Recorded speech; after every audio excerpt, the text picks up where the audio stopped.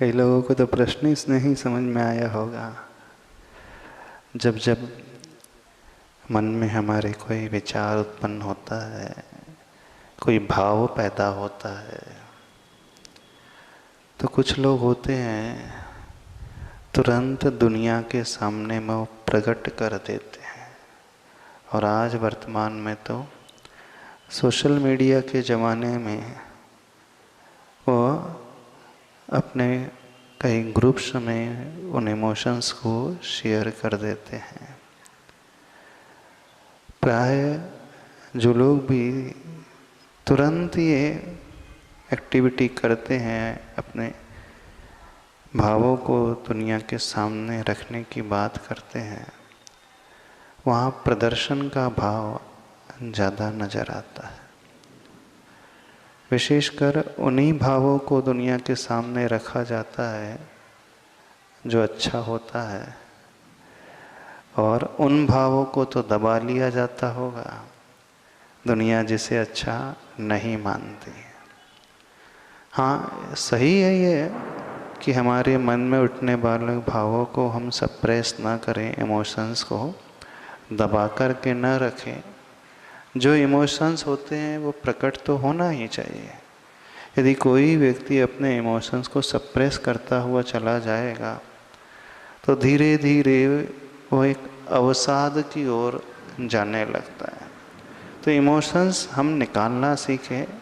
Emotions निकालने के पहले हम उसे पहचानना सीखें, और पहचान करके यह भी अध्ययन करना सीखें हमारे मन में वो इमोशंस पैदा क्यों हो रहे हैं, उसका सोर्स क्या है, उसका कारण क्या है।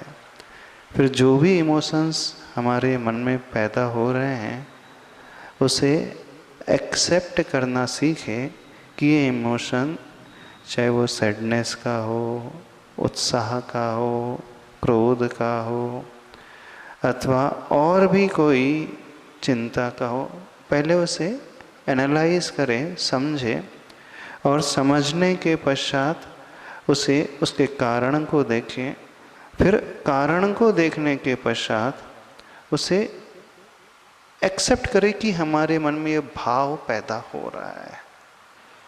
पर जो हम एक्सेप्ट कर रहे हैं तो कोई आवश्यक नहीं होता है कि वो दुनिया के सामने हम उसे प्रकट करके रख दें।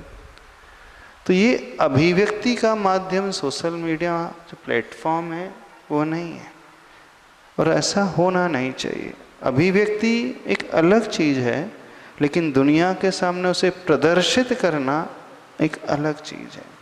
तो प्रदर्शन या आत्म प्रशंसा का भाव हमें नीचे की ओर लेकर के जाता है।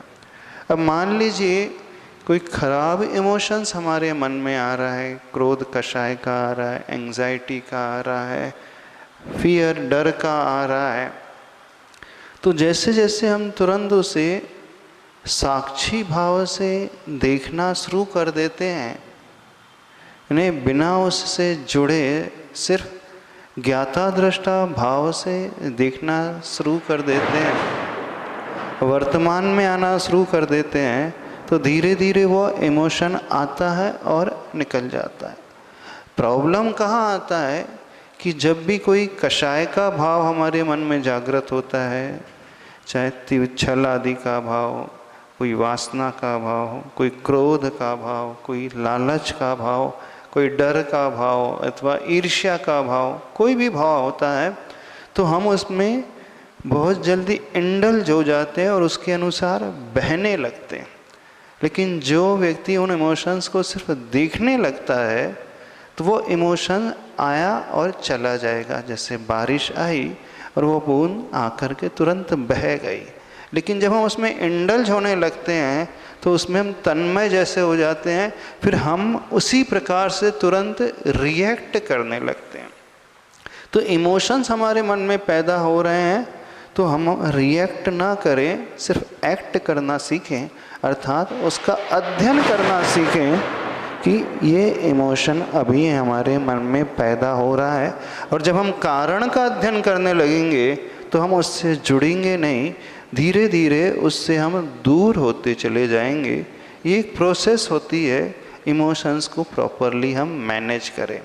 लेकिन जो प्रश्न किया गया कि हम उन इमोशंस को दुनिया के सामने प्रदर्शित कर देते हैं, तो वहाँ तो आत्म प्रशंसा की बदबू सी नज़र आती है। और कोई व्यक्ति स्वयं अपने ही मुख से अपनी प्रशंसा करता है तो समझना वो नीचे जाने वाले का लक्षण है। जित महान व्यक्तियों का एक लक्षण होता है, चाहे उनके भीतर कितनी भी अच्छी से अच्छी क्वालिटी होती है, वो आत्म प्रशंसा का भाव नहीं लाते हैं, बल्कि वो तो अपने और कमियों को खोजते रहते हैं कि नहीं अभी तो इसमें और भी ज़्यादा अधिक इम्प्रूवमेंट होने की संभावना है। इस प्रकार से वह अपने इमोशंस के साथ एक्टिविटी करता है।